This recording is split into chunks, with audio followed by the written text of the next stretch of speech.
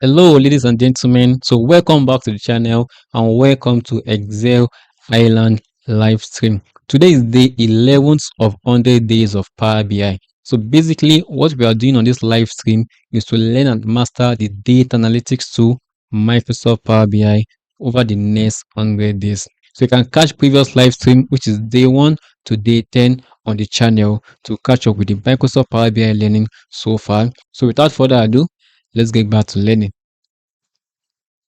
Previously, we focused on adding content.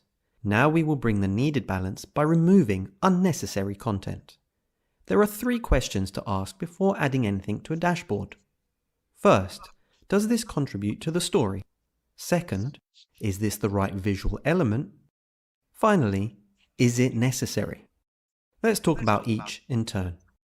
Think about this clustered dashboard as you answer the following questions. What story am I trying to tell? We have data for a particular product category, total COGS by channel for all years, and total sales amount grouped by quarters. This is at least 3 stories. If I add a new visual, will it align with the story? In this case, the follow-up question is, which story? And that's a bad sign. Keep in mind that the user has ultimate authority. We may think something fits perfectly, but if your users don't see it that way, tailor it to their needs using your expertise. If you're delivering a presentation, you can control the story entirely. But with dashboards, you probably have some filters and slicers, which gives users flexibility. This flexibility limits your control and ability to design explicitly for a dataset.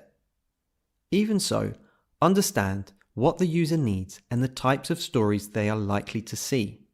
In practice, this means you won't have a lot of static text on a report because you don't know if that text will make sense given the user's selections. We know that